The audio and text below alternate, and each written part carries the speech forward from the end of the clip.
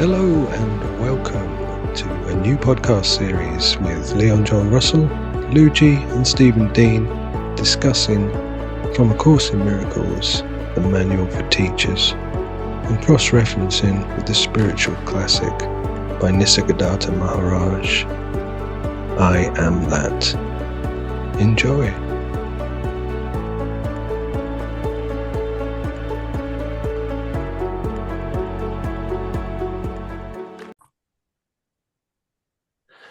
Guys, how are you? I'm really well, thank you. And how are you two? Good to see us. Hi, how's it, Leon? And hi, Steve. I'm ready to judge you both now. So let's get going. Excellent. Let's get judging. Yeah. Everybody knows that he is the judge. Vengeance is mine, said the Lord. Don't they just love that passage?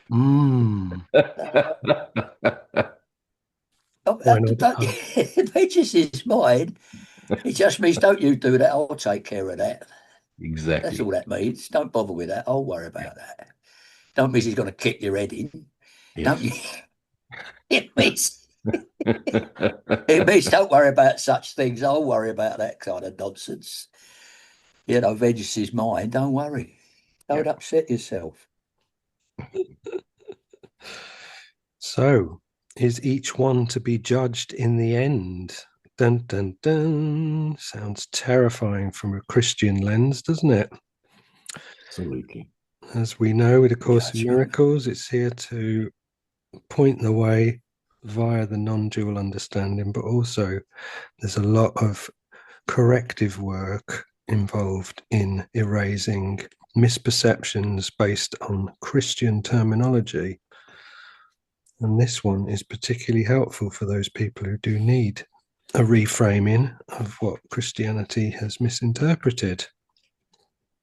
Well, it's been used as a threat for centuries, isn't it? You will be judged. You be a good person. Otherwise, God will send you to hell or chuck you in a lake of fire or some other sort of monstrosity he can think up in his all-loving way.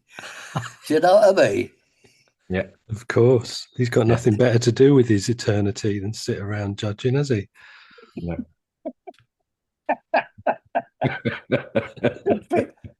The thing is, when it's all said and done, before we read this, judgment doesn't even exist in oneness, because to judge something, you've got to judge something against something. When there's only one wholeness or just an energy, there's nothing to judge anything against. So judgment doesn't even exist in the real world. So therefore, it can only exist here when there's things to judge things against. And that gives you a clue of what the last judgment really is. Right. The last bloke here left thinking it's a dream. When he judges, wait a minute, no, it ain't. It's a dream. Wouldn't life be totally boring if there was nothing to judge? Well, that's the whole idea of the game, isn't it? You've got free will and choice. No, you can choose between. It's just the game. I mean, my favorite hobby is to judge Course in Miracles students. Don't we know a lot of that goes on. We're all supposed to be one. Yeah, we'll get to that later. Let's just judge them. Yeah, okay. Is each one to be judged in the end? Indeed, yes. No one can escape God's final judgment. Who could flee forever from truth? But the final judgment will not come until it's no longer associated with fear. One day, each one will welcome it, and on that very day it will be given him. He will hear his sinlessness proclaimed around and around the world, setting it free as God's final judgment on him is received. This is the judgment in which salvation lies. This is the judgment that will set him free. This is the judgment in which all things are freed with him. Time pauses as eternity comes near, and silence lies across the world that everyone may hear this judgment of the Son of God. Holy are you, eternal, free and whole, at peace forever in the heart of God. Where's the world and where is sorrow now? Is this your judgment on yourself, teacher of God? Do you believe that this is wholly true? No, not yet. Not yet. But this is still your goal while you are here. It's your function to prepare yourself to hear this judgment and to recognize that it is true. One instant of complete belief in this, and you will go beyond belief to certainty. One instant out of time can bring time's end. Judge not, for you but judge yourself, and thus delay this final judgment. What is your judgment of the world, teacher of God? Have you yet learned to stand aside and hear the voice of judgment in yourself?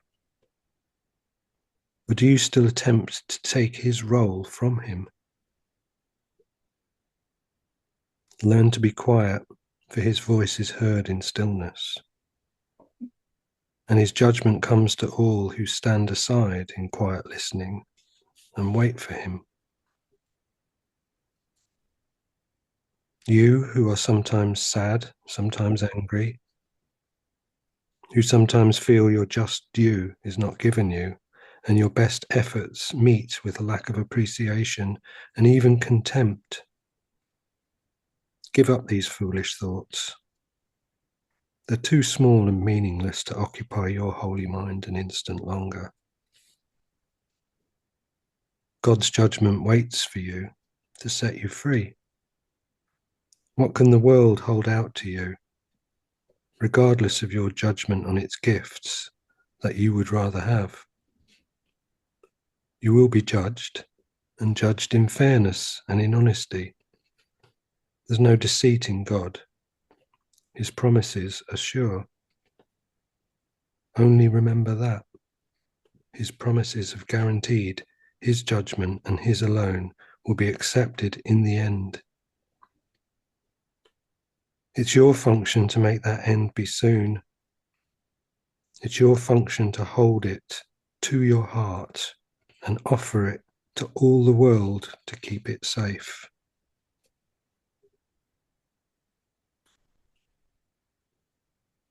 See what it says there, God's judgment waits for you to set you free. That's the last, you know, it says throughout the book, like in the process of awakening, God takes the last step. Mm-hmm. So it refers to that there, like God's judgment waits for you to set you free, because the last step is after you realize that well, essentially you're dreaming and the reality isn't what you thought it was. And the last step is his confirmation or last judgment that, yes, you have been dreaming all this time. Mm-hmm. Welcome home, so to speak. You know. Yeah, for me, this is such an important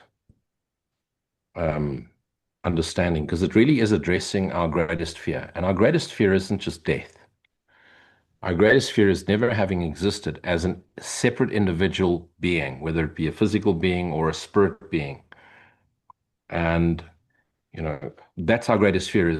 Our greatest fear is forgetting our family members, our loved ones, our life, our lives, and the experiences we've had.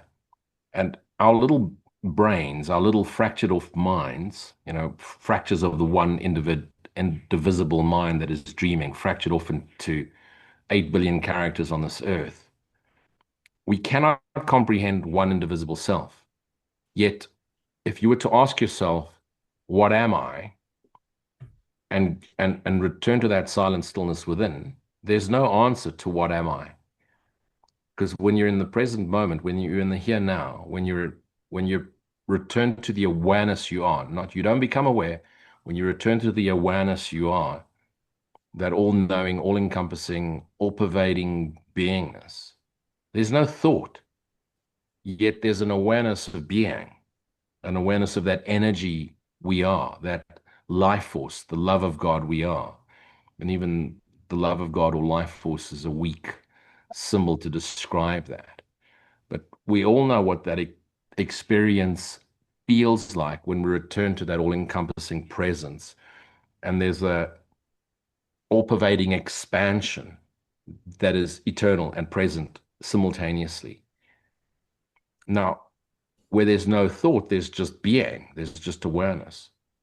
But our little brains and our little fractured off minds cannot compute that all-encompassing presence. And therein lies our greatest fear, is what becomes of me as the character?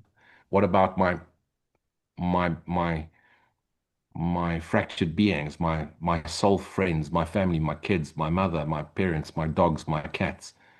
There will be no memory of a world, of a universe, of you as a character, of you and I, people, places, things, and events. There will just be an all-pervading present awareness. And we can return to it here now, in the here and now, in total silent stillness. And there's the instruction is in this little section, be still. It's all-pervading, but our brains cannot associate it and understand it. That's where the split off is. Yet if you just return to that awareness, where's the fear? And that's that beautiful second line that says, but the final judgment will not come until it is no longer associated with fear. And it's our fear of not existing or ever having existed as a separate being that kicks the fear in. The fear kicks back in, it loops back in. And yet, what is the judgment but holy are you, eternal, free, and whole, at peace forever in the heart of God. Pure awareness is awareness. Atman is Brahman. Christ is God. Where is the world? Where is the sorrow now? And if we can make peace with that, if we can just accept that initially, conceptually, and then bring it into our direct experience as the awareness of awareness, the fear is relieved. And you are instantly liberated to the awareness of being. And that's so beautiful. And once that direct experience, I'm sorry for the language, it's never sufficient, but okay, we use language nevertheless to get there. But once that awareness of being is experienced, the total acceptance comes and we welcome it. So one day each one will welcome it, each fracture will welcome it. And on that very day, that moment, that timeless moment, it will be given him the awareness. He will hear his sinlessness. You'll hear it. It's again using words, but you'll be that infinite lightness of being proclaimed around the world, setting it free as God's final judgment on him is received. This is the judgment in which salvation lies. It's your release from ever having believed in anything you've thought, any experience of the past, any fear of the future. It brings you into present moment, and the awareness expands. And this is the major difference between the fundamentals of old school Christianity and taking us back to even before Christianity, to the awareness of being, before awareness got fractured to such a level that it became concept ideas and ideologies, which then became dogma. It releases all of that, brings us into primordial awareness of being.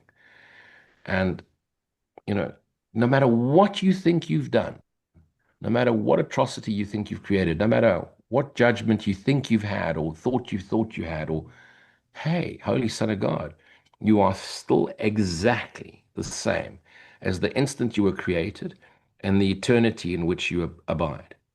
And how beautiful is that? And this is really this is the judgment that sets us free, because it's a non-judgmental judgment. It's really just God's acknowledgement of his Holy Son, our one indivisible self, still being perfect as the moment it was created. How beautiful. How beautiful. I tell you what, as well, I love that, because throughout what you were saying then, I was thinking about the Nisargadatta thing. So obviously the Course will say the changeless dwelling place, the quiet center, the stately calm, the holy place where thoughts can enter not. And it used that symbolism to point you to that silent stillness that can't be contained within concepts. But Nisargadatta, what I love about what he brings to the table with his language is when he says prior to thought.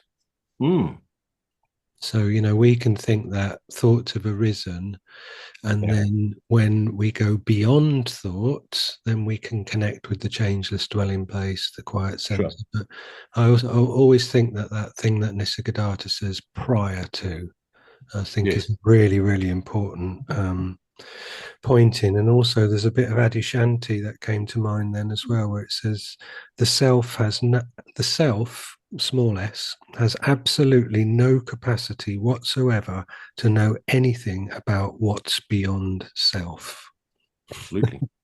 Yeah, Yeah. Within that little closed loop that the self tries to work out its context within the eternal. yeah. And that's the whole goal of this course is it's Mm. your function to prepare yourself to hear this judgment, this Yeah. recognition of you've never Yeah. changed. Mm-hmm. Um, you know, Like the circle, judgment when you and came here, like you just like a circle went round and ends back where it 100%. Yeah, started. Yeah. exactly. That is just carrying on as it was. So hear this So, You know. judgment could we and say recognize that God's that, judgment is actually just God's observation? Because, like you said, Lou, judgment kind of can have an sure, angle on it. Well, God doesn't technically judge because he doesn't sure, condemn, does he? Like he doesn't forgive because he doesn't condemn. Yeah. He doesn't 100%. judge because he's not within his capacity to judge. Mm-hmm. Yeah, Judgment is to do with us. And I like what yeah, you said earlier, Lewis, about um, a fear of this. Greater than a fear of death is a fear of not knowing what happens after you die. If there's nothing after there, people sure. of a death fear of what might not be, like fear of Yeah, like of not having a soul, of not being you, just come to an end. Though I don't, sure. that doesn't explain atheists. Why atheists would have that kind of thought pattern, but each to his own. I mean, Yeah, having been kind of spiritual, I find the atheist idea a bit difficult to comprehend. But then again, they can't comprehend my spiritual idea. So, in a world of opposites, you're going to have this kind of disagreements. But it's right there what you said. Like, it is a fear of what might happen after death, and this church telling people are going to go to hell and all that. And it makes people not so much afraid of death, afraid of the unknown. That's mm, what it is. You know, what I sure. mean, what the course teaches us, why it takes so long to learn it, is there really is an afterlife and there's an all loving God, and you don't have Sure. to worry. No matter what happens, in the end, you will get there. It's Yeah, down to you how quickly you will get there. yeah. You know, Look, on a side note, I absolutely love atheists, but I can only eat one at a time. So, oh, the interesting thing about an atheist is there's a certain logical to it. yeah, yeah. I And mean, I've got nothing these against them at vengeful all. It's gods, just that, most of them are uh, just they cannot believe in a vengeful God. So something in uh, there, in their processing. But I can promise you, take an atheist and put him into an aeroplane and let it go bump, and all of a sudden I there's was a like crash. the You old know, army thing. Like there ain't no sure. atheists in a foxhole. But You I know can what I mean? promise you, it's easier for an atheist to, you see, the problem for the atheist is the concept of a being called God, a judgmental being, and fair enough. It's no But different to for an us with atheist, what if God non-duality is then. just the Yeah. energy that travels through all of us, the awareness of being, and with enough direct experience for them, they convert to this understanding much easier than does someone who's been trapped in judgmental dogma for years, you know. The beauty of this section, and the reason it uses judgment, is because it wants us to let go of the idea of judgment. Yeah. And it wants to get us into the knowing, but it's still using judgment and belief as concepts to bring us into the understanding that both belief and judgments are, are, are the effect of perception. It says one instant of complete belief in this. Mm, And how do you have complete belief unless you have direct experience? Because you cannot tell me you have complete belief if you haven't had direct experience. You then believe in a concept. mm, And it says one instant of complete belief in this, and you will go beyond belief to certainty. Because once you've had the direct experience thereof, and anyone that's on the spiritual path has had that holy instant, whether they're aware it's called a holy instant or not, that out of time moment into the awareness of being, where there's an expansion, where there's something larger than this, there's something A greater than this. revelation. Yeah, A revelation. absolutely. And it says one instant, and this is what it's talking about, Steve. There's the revelation. One instant out of time can bring time's end. Boom. And the recognition of eternity in that holy instant. Judge not, for you but judge yourself. Yeah. And when do we get this? When do we realize that all our judgmental thoughts are just coming straight back at us? Why? You can only offer what you believe you are. You can only offer what you have. So when you're extending love, it's because you know you love, and everything you're extending to, you're giving to yourself. But when you're judging, you know not that you've trapped yourself in separation. So what are you offering when you judge, but the judgment of yourself on your fractured selves, and thus delay this final judgment, the final, capitalized, final judgment. What is your judgment of the world? So he's asking us directly, teacher of God, you have yet to learn, to stand aside and hear the voice of judgment in yourself. So have you sat back and listened to that, the echoes of eternity that proclaims you the Holy Son, holy innocent, perfect as the day you were created? Or do you still attempt to take God's role from him? And you know better. Let's judge this teacher. Let's judge that religion. Let's judge the person who's judged you for judging. Learn to be quiet. For his voice, capital V, is heard in stillness. And heard, it's a knowing. It's not yak yak. Like I said, if you're hearing voices, you need that beautiful white jacket with the straps on the back. And his judgment comes to all who stand aside in quiet listening and wait for him. So, at least the church urges you to go to the institution at least once a week and you go and sing Kumbaya, whatever the case is. What do spiritual people? Sundays are picnic days and play days and relaxed days and Saturdays and Fridays, and there's no shul and there's no. So we don't spend, as spiritual people, we do not spend time in the temple. Temple's not a building, it's the silent stillness within. And if you're not going to give time to the Lord God of your being and abide within the Lord God of your being, at least for an hour a day, and at least a couple of hours on a Sunday or on the Sabbath, whichever day you decide is the Sabbath, rest in God. That's the point of it. The Sabbath is to rest in God. So if you don't rest in God, and then now you have to listen to other Course in Miracles teachers or other spiritual teachers who hopefully have heard the voice within, share the voice within with you. Isn't it better to have that direct experience so that you do not have to believe them, but know within your being the ultimate knowing, the glimpse into eternity, the recognition of the absolute reality within yourself? Not as a dreaming mind, not as a fractured ego, because you cannot know the absolute while you're trapped in temporal dreaming. But when you return to the silent stillness within, that expansion of being, where are you but in the mind of God? And it's that direct experience. You'll never lose it. And the fear is instantly gone because you know that when this temporal device, the body, is finally put down, that is what remains. And now it's no longer limited by an appearance, a body-mind appearance. It now is free to be the infinite lightness of being. And ideas never leave their source, as it says. Absolutely. You cannot leave the source. I can't give an idea in my head to somebody and I haven't got it anymore.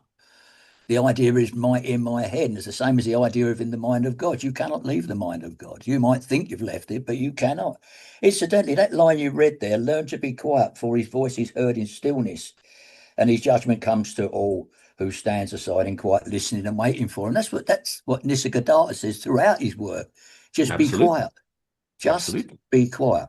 Just keep saying to yourself, I am, and just be quiet. That's his main messages throughout the work. But really, it's getting down to the simplicity of what the message really is, isn't it? Yeah. The stillness, grasp that stillness, that understanding. Well, it's not even an understanding, is it really? It's just it's a presence, isn't it? That can't be contained within definitions and well, it's not labels words and that can concepts. describe it. You just have to experience. It's like trying to tell somebody what a peach tastes like. You can't.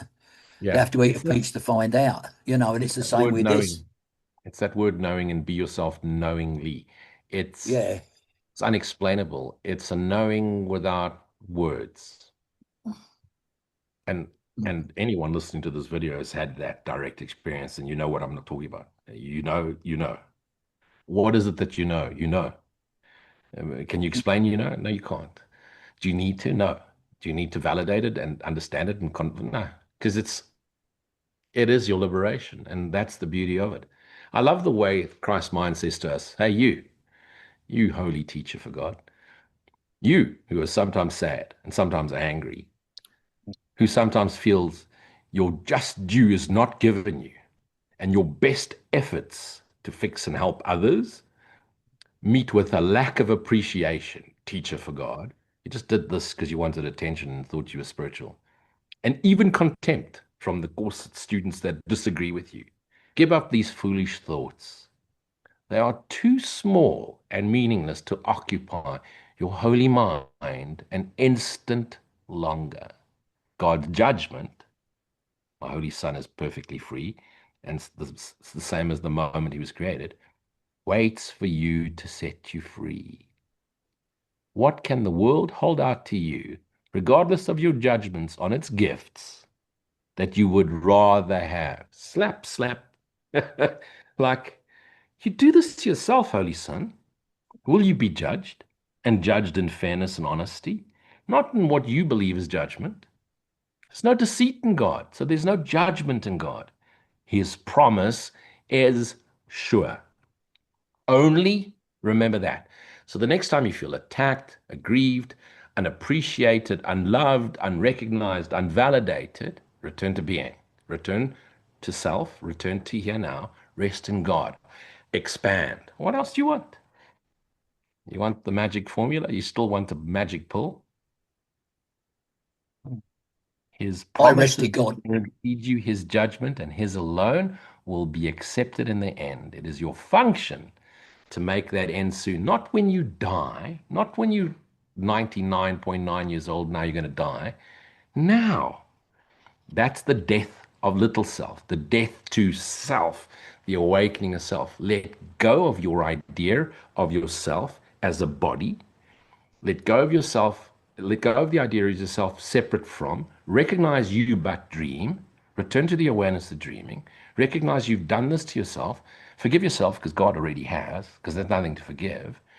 And every time there's anything unhappy, judgment, anxiety, angst, anger, return to being.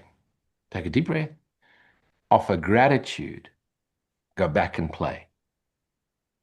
It's so simple that we arrogantly say, oh, it's too difficult.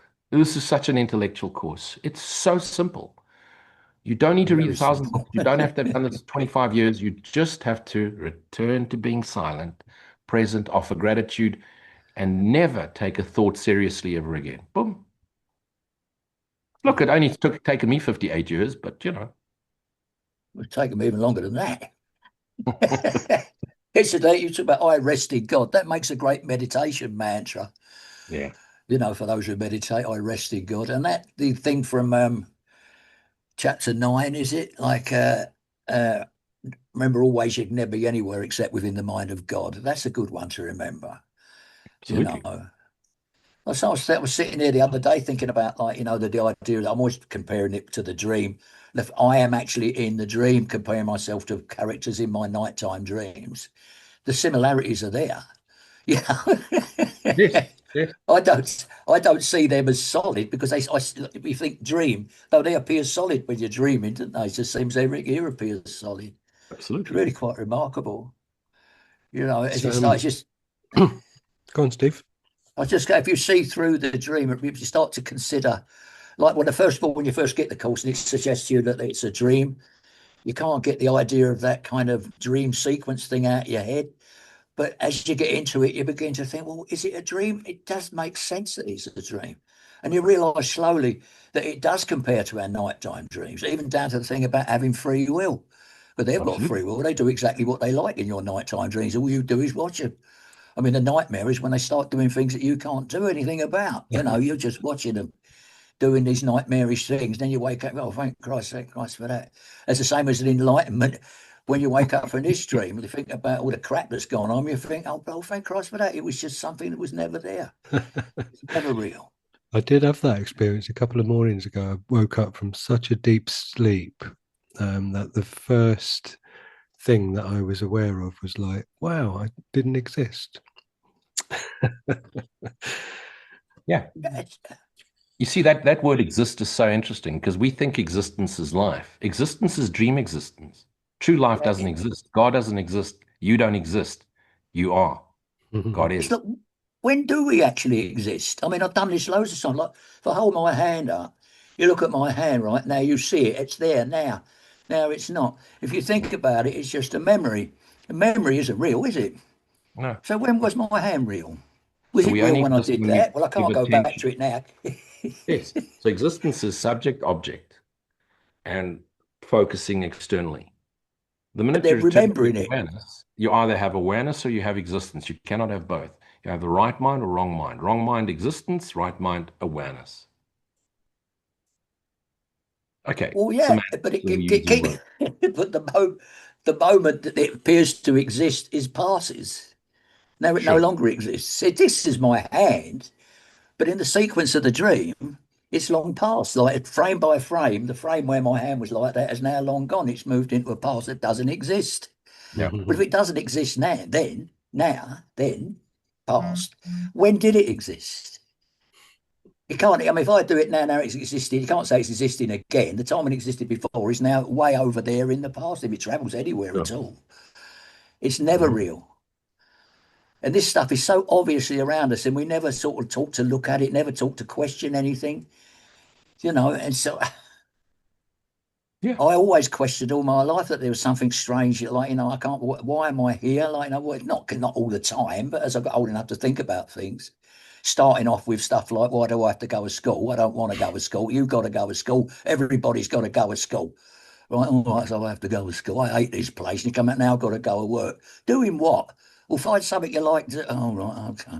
Off I go. You know, like I've done it. Also, my work was all about at school. I just wanted to do whatever I could, as you know, I want to get experience of the earth. I've had so many different jobs, from digging ditches to executive jobs to acting on stages to playing in bands. I've just done Yeah. fucking all sorts of stuff. You know, that's why now I've got very much a lot been there, done that attitude at 70 years old. All I want to do now is teach this and wake up. Wake up at the degree I want to wake up. That last bit where God takes the final step. Unless I'm already there and not realizing it. Yes, I would say that. To me, I mean, we're saying the same thing in slightly different ways, but the awareness of dreaming is already part of your makeup, which means if you're aware that you dream, then you must be already awake, letting the dream just play out. It's the tail end. But the awareness of being is already here. And once the awareness of dreaming, the awareness of being, same thing, different words. Um, what else is there to do but to share this knowing now in the simplest way you can, but not just yappity yap, but living it. And that's what's so direly, so necessary, so desperately necessary in this world is to not just blah blah blah and be spewing forth spiritual quotes, but to truly show up and be the face of Christ to your Yeah, brothers. Bring the smile back onto their face, lift them from their illusionary suffering, which feels very real to them at the moment, as it did for us when we went through this. But just bring that presence of joy into every possible moment. Yeah. Um, you know, your experience was, what the hell am I doing here? My experience was, beep, God, what that beep were you doing? I'm beeping it out for you, Leon, so you don't have to do it afterwards. But like, why does that little buck have to die screaming its lungs out now while the lion's busy eating it? Why did you make animals eat animals? If you were God, couldn't you just create things that they could live without eating each other? You know? And that it was the cruelty of nature, which the naturist will tell you, oh, it's just nature. Have you really looked at nature? And as a child, I grew up in the bush and watching leopard eat baboon and leopard, and lion eating gazelle. And I just like, no, man, this isn't right. Something's wrong here. Surely a loving God would create things that wouldn't need to kill each other. Worst case scenario, make them vegetarians. It's a But, mistake. and then of course the Good, vegetarians sorry. do Sorry, good. that fruit feel pain when you eat it. But the point is, why does some sentient being have to get eaten? And I love the spiritual person that tells you, oh, but the little buck's not suffering. Shut the fuck up. How do you know? Have you ever been a buck? You know, have you ever watched the mommy buck cry What? when the little baby? Well, Have you you watched the know, mother elephant cry when the little calf is dying? Have you watched the lion mourn the death of a little cub? Have you ever watched close enough when you watch a, don't tell me that nothing suffers when it's getting eaten because it doesn't suffer the way you do. Animals don't suffer like humans. Shut up. You don't know what you're talking about. Go and experience it firsthand. Don't tell me a loving God would do that. And that was I must say, I'll tell you, as I was, if you think I'm grumpy now, you should have seen me as a teenager and a young kid. I was pissed off with God. I wanted nothing to do with God. I didn't like this character. And I didn't like anyone that represented God because that meant you believed that was okay, you know. And I really I struggled with it. And then I met some American Indian tourists that came to South Africa, and they were telling me, as long as you're blessing your food and you're forgiving the animal for allowing you to think that you suffer, and just realize it as part of the makeup, as spirit calls you to awaken, that made sense. It didn't make the empathy I felt for the dying animals go away. Um, but what a beautiful way to the realization of existence versus being. And that's when I realized the story we've told ourselves is not possibly true, because if God of the Bible is indeed true, I want nothing to do with him. Mhm. Because true God isn't the Anunnaki, the Nephilim that the Bible writes about, the vengeful Elohim, that warred amongst each other and warred against man and took tribes and had favorites and demanded that people obey. If they didn't obey and they didn't have certain incense in the room, they would just be burned to a pulp. That could not be God. And it was that beautiful anger that this can't be that made me look for another way. And it took a few years, but eventually the non-dual started to come through. And I mean, Advaita Vedanta, the Egyptian Book of the Dead, the Tibetan Book of the Dead, I'd read all of these, the I Ching, and I'd gone down those paths. But something was missing. And then the Course in Miracles came and showed us true forgiveness, which is ultimately you're dreaming this. And you're forgiving yourself first and foremost for having imagined that God could abandon you and you could be separated from source. And secondly, forgive yourself for the realization in absolute reality, this has never happened. And that's when the total forgiveness kicks in and the awareness of being returns. Returns, it's always been there.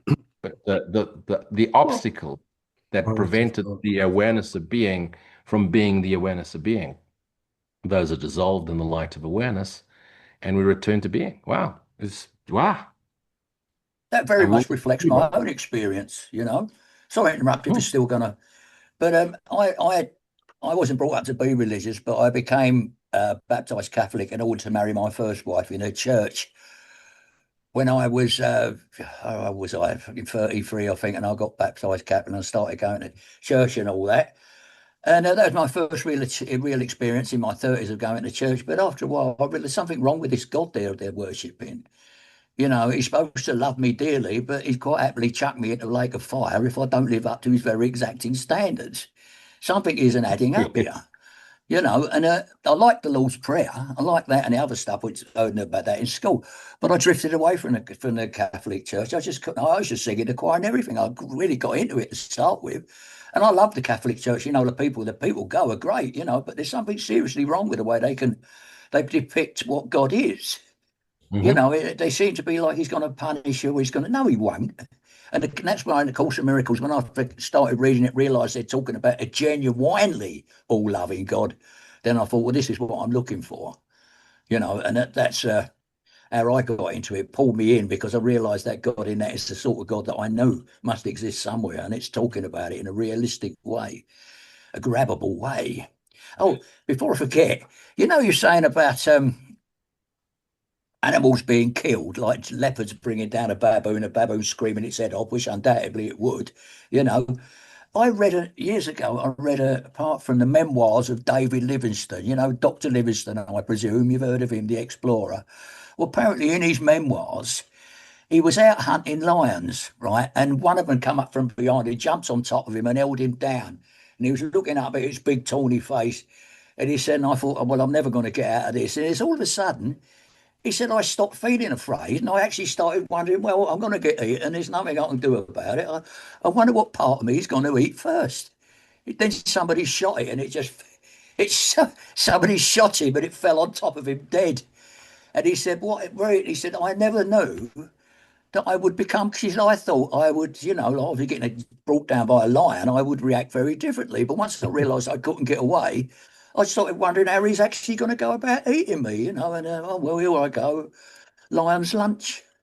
So I don't know, perhaps there is some kind of psychological off button that happens when such a thing happens, when you realise it's like that bloke, just slightly going off the subject, that bloke who, during the war, he was a tail gunner in a Lancaster bomber, I think it was, over Germany, and the whole thing was on fire, and his parachute was on fire, and he kicked away the turret he was in and just fell out into space with his.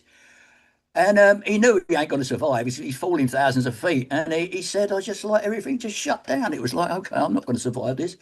And he just went to sleep, falling through the air. And he woke up in a snowbank. What had happened? He fell down. He bounced off these snow-covered fir trees off different branches, and he fell into a deep snowdrift. And woke up with a load of German soldiers looking at him, pointing their rifles at him. And they put him in a prisoner of war camp. But they signed a piece of paper saying, yes, he could only have come out of the air. He fell out of the air. Yeah. But he fell while he was falling, he realised he couldn't survive, and just everything sort of shut down. And he went, all right, good night. And just went to sleep. So your body sort of kind of, in certain circumstances, your body starts to prepare for the impending end. I'm going to lift something from a course to combine what both of you have been saying. Give all you can and give a little more. For now we would arise in haste and go unto our Father's house. We've been gone too long, and we would linger here no more. And as we practice, let us think about all things we saved to settle by ourselves and kept apart from healing. Let us give them all to him who knows the way to look upon them so that they will disappear. Truth is his message. Truth his teaching is. His are the lessons God would have us learn. Each hour, spend a little time today and in the days to come in practicing the lesson in forgiveness in the form established for the day. Try to give it application to the happenings the hour brought, so that the next one is free of the one before. The chains of time are easily unloosened in this way. Let no 1 hour cast its shadow on the one that follows, and when that one goes, let everything that happened in its course go with it. Thus will you remain unbound in peace, eternal in the world of time. This is the lesson God would have you learn. There is a way to look on everything that lets it be to you another step to him and to the salvation of the world. To all that speaks of terror, answer thus: I will forgive, and this will disappear. To every apprehension, every care, and every form of suffering, repeat these self-same words, and then you hold the key that opens heaven's gate and brings the love of God, the Father, down to earth at last to raise it up to heaven. God will take this final step himself. Do not deny the little steps he asks you take to him. Beautiful, isn't it? Yeah. As a Nisargadatta says, you've got to ripen like a melon, not melon, a mango. You got to ripen. You can't hurry up the process. You got to take those little steps. Yeah, God takes the final steps. Hmm. Yeah, no matter where you are at this particular moment in time, every step you took getting here was important. You know. And with your thing that you like to do with your hand, and where is it, and blah blah blah, to Yeah. look at that through this lens of how to move through hour to hour, just to sort of break that journey through time into manageable steps, and to give a visualization of a way of like gradually cleaning that lens so that there's no dust left from the previous hour to obscure the way you see in the next moment. And by removing the past, then this is what we're talking about. It's like presence. If you're not working from memory, or as the course likes to say, the present memory, which is absolutely beautiful use of words, you are present. And when you are present, you are being. And when you are being, you have collapsed the belief in the subject object paradigm, which is consciousness. Yeah. And you're bringing some of the light of your awakened mind into the dream. And also, I liked what you were saying earlier, Lou, about the simplicity of defining being awake. So that Sure. if somebody's going, God, have I had an awakening? Oh, I don't know if I've had it. It's like, just strip it right down to like, did you ever have a moment where you just thought, I wonder if this is everything? It's like, there you go. That was it. That was the glimmer of light that came in that said, ah. The moment you asked, the first moment you asked, what am I? That's your awakening. Because there's already a recognition I'm not this thing I appear to be. That's it. The awakening has started. Now, it appears to be, it's going to appear like you're going to go through a period of time. You was asleep, and then all of a sudden I realized, okay, what am I? And at some stage you think you're going to awaken. Hey, turn it on its side. You're always here. No matter how you travel down this spiral into nowhereness, you're always here. You're here now. Mm. And it's only your doubt, which is your ego, which is the filters of belief, which are programming, which are learned, because learning isn't a requirement in awareness. It's only a requirement in existence. Because what is learning but the returning to awareness? Mm. So the fact that you're here listening to this, or had the first question, the fact that you believe in a God, whether it be a God outside you or a God within you, is already the awakening sequence. The Big Bang, the beginning of the universe, is actually the beginning of our awakening. Because first there was just eternity.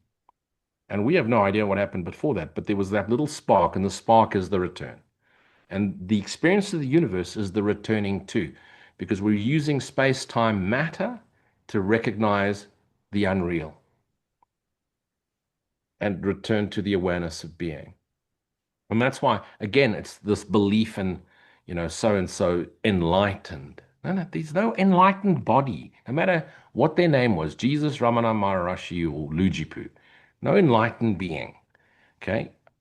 Aware of self, yes. Awakened to self, yes. But enlightened.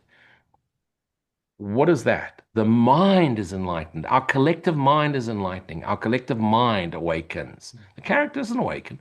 The character just realizes I'm just a character. That's it. Mm. That is enlightenment. Now you have to bring that awareness of being, awareness of dreaming into the direct experience, which means let go, let go, let go. Instead of judging and resisting the present moment, accept what is. Recognize there's a better way to see this, rules for decision. If I have no thought of myself, if I don't imagine a day, if I don't expect it something, this is the day that'll be given me. What's the day? A day of solid stillness, no thought, no peace, no attack thought. And when I'm in there, in that present moment awareness, when I am the present moment awareness, what is the inevitable? There's a lifting, there's the stillness of being rising. And what is it that when peace and stillness rises, what do you experience it as? Joy. And what is the natural tendency for being to do when there's joy? Gratitude. And gratitude does what? It accelerates joy. Gratitude begets gratitude. And what is given to all is given. What is given to one is given to all. And so as you extend that gratitude, you are it, and and it reciprocates. Not because of law of reciprocity, because being is now in a joyous state of being. So what does the future hold? Well, besides the fact that there isn't a future, it's just more of the present moment awareness. So what appears to be future, as you extend this joyous lightness of being, is more lightness of being. You've all had that day where you bump your toe and then you spill your coffee, then you spill your breakfast on your shirt and you have to change it, then your car won't start, and then there's traffic, and then some A-type soul bumps into you, and then the policeman pulls you over, gives you a traffic fine, and you haven't even got to work yet. And you're thinking, what the hell? You've all heard the stories. One aeroplane Yeah, crashes, and we've two all hours later, lived them. another aeroplane crashes, and then another aeroplane crashes, or there's a train wreck, and 2 days later there's another train wreck, and 3 days later there's another train wreck, and you're thinking, can you not see the pattern? When you start putting attention into what can go wrong, It more goes of what wrong. can go wrong reciprocates into your conscious awareness. I can promise you right now, somewhere in the world there's a train crashing. But you hear of 3 train crashings when you focus your attention on the first train crash. Right now, somewhere in the world is an airplane that's just crashed. But pay attention to one airplane crash, and you become aware of another two, three, four. Why? Because the minute you go into it, the minute you pay attention to what isn't true, the minute you resist what isn't true becomes your experience. What It you becomes resist is the. How many people you all know that crazy lady that talks to her car, and you know that car shouldn't be running. She hasn't had an oil change in 12 years. She puts diesel instead of petrol. The thing shouldn't start. She hasn't changed tires in 18 years. The car hasn't been washed. There's something growing on the back seat. And you think, how on earth does that thing work? She talks to the car. She tells the car how wonderful it is. She loves her car. And what does her car do? It gives her mileage. Then you've heard the guy's just bought a brand new, whatever, German saloon with 16 doors and 25 seats and just about a hovercraft, and the thing breaks down every second week. Why? Because of the anger, the resistance, the what is not living out his expectations, and everything he touches is going to react that way. It's all you, Holy Son of God. How many smacks on the back of the head does Jesus need to give you before you figure this out? What you were saying there about like bringing negative stuff on you. This happened to me years ago, and I made a video about it. Right. What's that? Right. When I first got a smartphone in America, I should take it out with me, but keep getting it out in the supermarket and looking at it and putting it back and looking at it. I'm sick of this. I don't want to keep looking at my phone all the time. So one day, after a couple of weeks of having a smartphone, I thought, well, we were going to go out and do a bit of shopping, and I thought, well, I'll leave it at home. I've no reason for me to take it out. And I thought, there isn't reason at all why I shouldn't need this phone when I go out. Nobody ever rings me. I don't do anything except look at it, leave it at home. So I left it home and off we went. Now, I wanted to get some rooibos tea because I like rooibos tea. Now, you can only buy rooibos tea in the Whole Food World shop, right? So off we go there. Walk in, got any rooibos tea? Yeah, we got some. In fact, we got it on special offer. Have you? Okay. Oh, okay then. All right then. My missus said, well, I've got an account here. Can I use my phone to get the special offer? I said, no, you can't because it's only for new customers. Your husband got his phone on him. I'll make him a new customer. And I'm like, oh, for fuck's sake. I thought it was a smartphone, not a stupid phone. It's so. Well, I was thinking about it. When I was thinking about what could happen to make me use the phone, I projected out a possibility. Yeah. So, because that's never happened before. I didn't expect that to happen. Nobody called me. But a situation arose that I couldn't possibly have foreseen. And I didn't have the phone, and I didn't get me 50% off or whatever it was. That'll teach you to but drink anyway, tea. I like rooibos tea. I still do to this day. It's South African, actually, isn't it, rooibos? Yes. Yeah, it's a common tea. Yeah. We give it That's why people avoid it, because it's from South Africa. We give rooibos tea to the cats. It's like a common garden variety tea. Goes in the back garden. Your cat drinks Red Bush. Oh, that's all right. Well, let's see if we can get her down from the roof. I'll give her a cup of that, see if that makes any difference. Hey, if I leave a cup of rooibos tea lying around, my Christopher just loves it. Really? Yeah. Well, It's a some weird cats are thing. quirky like that, aren't they? Like, yeah. Like our one stuck up on the roof in the last 3 days. We've got to get her down yet. God knows what's frightened her. I got Mm. on the ladder and got up there yesterday, but she wouldn't, Yeah, she wouldn't let me bring her down. She's still yeah. up there now. Well, Anyway, I'll sort that she's out had a later. she's had the male Satan come visit her, try and pregnate Something's happened there. her. He's up on top of the chimney stack. Hey, so Leon, what else Anyway, does Nurse Data have to say? You know. oh yeah, yeah. Yeah, so I was just going to just also add about compassion as well to what we were talking about the Mhm. simplicity of defining awakening as just like that moment of saying, what am I? Just that tiny little glimmer of Mm. allowing another thought into the mind rather than being consumed by the dream. And then the evolutionary relationship with that thought, however it plays out for you, whether it's with A Course in Miracles or whether it's not with A Course in Miracles or blah, blah, blah. At some point, it will expand to its natural inclusion of compassion. And that's probably relevant to whether or not you are studying a spiritual system or not. And sometimes people get caught in a trap more because they are studying a spiritual system than people who are just naturally connecting to the kindness within themselves without looking for some payoff in the afterlife. Mhm. But the compassion that grows from the engagement of realizing that there are people around you everywhere who haven't had that thought, what am I? They haven't punctured their dreaming minds yet.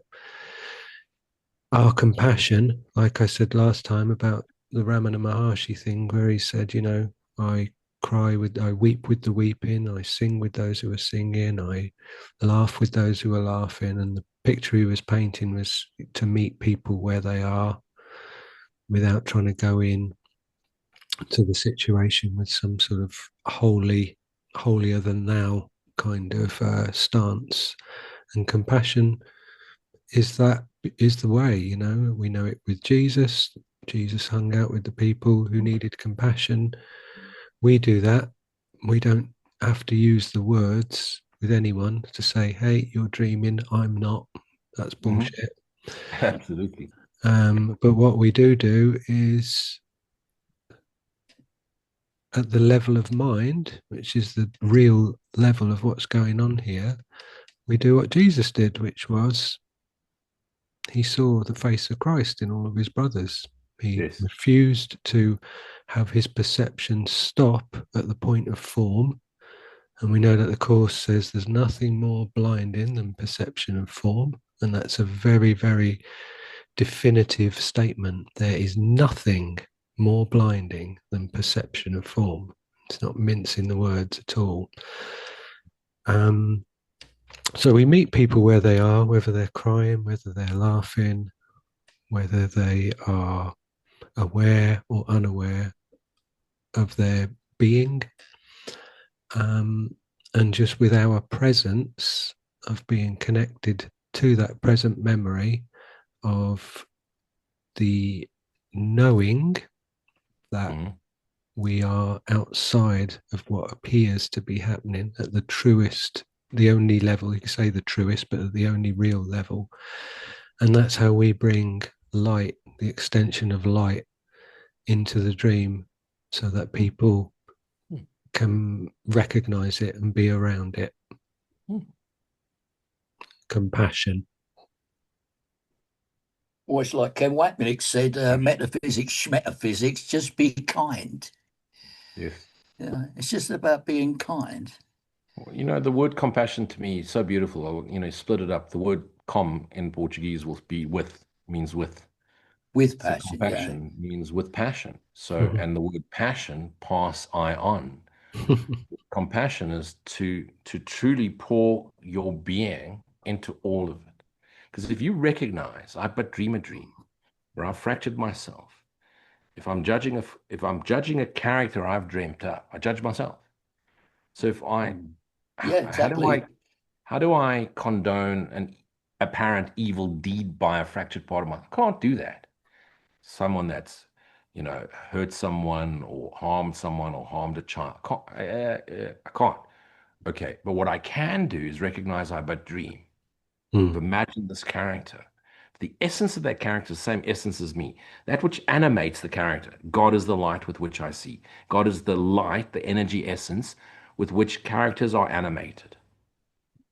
The identity of the character, the appearance of the character, that's all dream, content, existence, ego. So the essence is myself. So how do I remind that character which believes it's real and has forgotten that it is the essence energy I am? How do I remind it that it's that non-judgment? I see that as holy, holy, pure, unadulterated energy, God essence. And in that recognition, I now know myself to be that. And that's what lights up the light of the world, the light of awareness. And that's it. They don't need to change. They don't need to change the being is one indivisible self. And all appearances are shifting. The world is a much lighter place than it's ever been. And every moment in time that it appears to go on, it's getting lighter and lighter. Now, of course, we've got internet news and we think it's worse than it's ever been before. The war in the Gaza Strip, the battle between the North and the South, and it's the same. It's been going on for years. It was way more vicious, way more cruel, and people get away with a lot less nowadays. They still get away with murder, but they get away with a lot less than they did 2,000 years ago. It's very true. So we are enlightening our dreaming mind by bringing this into awareness. The beauty of this, though, is a new world will be shown us, a new earth. How's that?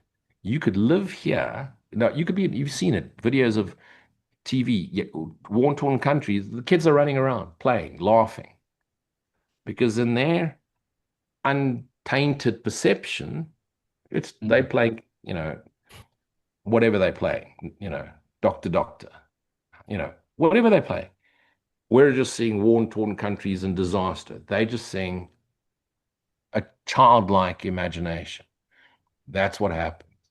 And from my own direct experience, I don't remember when last I got angry at someone, that I really wanted to punch them upside the head, which was a regular occurrence for me in my 20s and 30s. I haven't hit anyone in what, 3 days? It's amazing how it drains out of your soul. And that's because you've been All-time asleep, record. haven't you? You've been Yeah. asleep for So, 3 days. yeah. So, it's take it from someone who saw the world as vengeful and was constantly on the lookout for danger and couldn't leave home without 2 firearms and a bulletproof jacket and was expecting to see it and did. Now, like I said, old ladies come up to me and grab me by my cheek and a reminder of Robert Downey Jr. or something, an Iron Man, and can I take a photograph with the nephew? And it's our life. How people smile. You give it off a good vibe, man. That's what it That's is. what's changed. Is You give it off a good vibe. I now identify with being, as opposed to this character, this identity label, blah blah. All of that goes. Now, of course, there's still some people that are going to see me as angry. They're going to see me as whatever they need to see me as. I can't change that. Mm. I mean, we all speak of Jesus as this most incredible character. We have this incredible love for our brother Jesus, right? Well, guess what? Back in the day of Jesus, there were people that absolutely hated him. The sight of Jesus made them want to puke and get angry and whip him to death. Is that got to do with Jesus not seeing everybody as loving? No. Fractured parts of ourself, unaware of being, will still act as fractured parts of ourselves. And so imagine the worst character in our history, space-time history. Okay, the character Hitler. Imagine the anger you had towards him when you were still trapped in judgment and complete anger and hatred. You hated the character. Some people hated Jesus in the same way. Does that mean that Jesus didn't see them as loving? No. He just looked at them and had no judgment. And you can be Forgive like, them because can they be don't like, know, forgive them because they don't know what they do. That's what he meant. They don't know what they're doing. They're just people in a dream, basically. They're or just following a script sort of thing. sure. Or did he really say that? Or did he say, forgive me, Father, for thinking that they judged me? Well, I don't know what he said, really. I'm just going by what's written down. I don't know what he said. Well, let's wrap this up by just echoing the pointing towards the judgment that isn't the ego judgment before we look at some Nisargadatta. So in this section, just to repeat that prayer, and it just says, holy are you, eternal, free and whole, at peace forever in the heart of God. Where is the world and where is sorrow now? Mm. And the context, the flexibility of the interpretation of the context of this, it's giving you a clear picture. You're holy, you're eternal, you're free, you're whole, you're at peace forever in the heart of God. Mm. If you consider all that, where's the world? Where is sorrow now? Doesn't feature in that holy, eternal, free, peaceful state of being in the heart of God. So let's have a look at what Mr. Gadata Maharaj, Sri Nisargadatta, Mr. Gadata, no, something, he should have had a normal name like Dave or something, shouldn't he? Yeah. Dave Maharaj. Yeah, well, he should have dropped the surname as well, Dave Smith. I Am That talks with Dave Smith. But there is a journalist called Dave Smith, come to think of it, but I don't think I doubt there's anyone called Dave Smith in the world, Steve. Come on. That's a stretch, there's a journalist called Dave Smith. I know of a journalist called Dave Smith. It's way But I too think rare. he tends to report on different sorts of things anyway. That's way too rare. It can't be. We're told of the bliss of non-duality. Such bliss is more in the nature of a great peace. Pleasure and pain are the fruits of actions, righteous and unrighteous. What makes the difference? The difference is between giving and grasping. Whatever the way of approach, in the end, all becomes one. If there be no difference in the goal, why discriminate between various approaches? Let each act according to his nature. The ultimate purpose will be served in any case. All your discriminations and classifications are quite all right, but they do not exist in my case. As the description of a dream may be detailed and accurate, though without having any foundation, so does your pattern fit nothing but your own assumptions. You begin with an idea and you end with the same idea under a different garb. Well, how do you see things? One and all are the same to me. The same consciousness appears as Sat and Chit and Ananda. Sat is bliss, Chit is the movement, and Ananda is motionless in being. Still, you're making a distinction between motion and motionless. Non-distinction speaks in silence. Words carry distinctions. The unmanifested has no name. All names refer to the manifested. It's useless to struggle with words to express what is beyond words. Consciousness is spirit. Consciousness is matter. Imperfect spirit is matter. Perfect matter is spirit. In the beginning, as in the end, all is one. All division is in the mind. There is none in reality. Movement and rest are states of mind. and cannot be without their opposites. By itself, nothing moves, nothing rests. It's a grievous mistake to attribute absolute existence to mental constructs. Nothing exists by itself. You seem to identify rest with the supreme state. There is rest as a state of mind, and there is rest as a state of being. Yes. The former comes and goes, while the true rest is the very heart of action. Unfortunately, language is a mental tool and works only in opposites. As a witness, are you working or at rest? Witnessing is an experience, and rest is freedom from experience.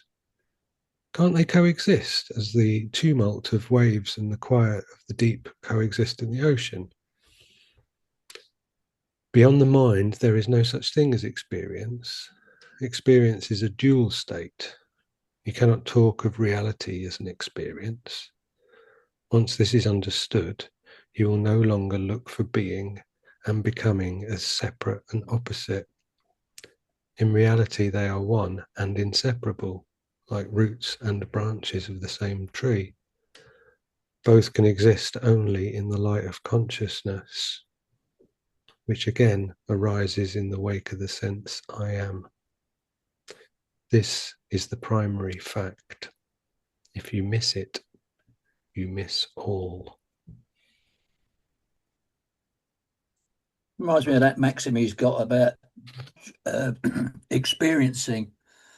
Like you got, there's only experiencing or dreaming. There's only experiencing. There's no experienced or experiencer. The experiencer and the experience can't be done without the experiencing. The experiencing includes the experiencer and the experienced. The other two can't work without experiencing. So really, they're all one. That's one of his maxims, pointing towards the oneness of what it all really is. There's only experiencing or dreaming. There's no dreamer and the dreamed. There's only the dreaming. And if you ally it to experiencing, you get a closer idea of what he's talking about. Mm-hmm. Yeah. He's a The clever beauty there bloke. as well is the subtlety of what he's trying to explain.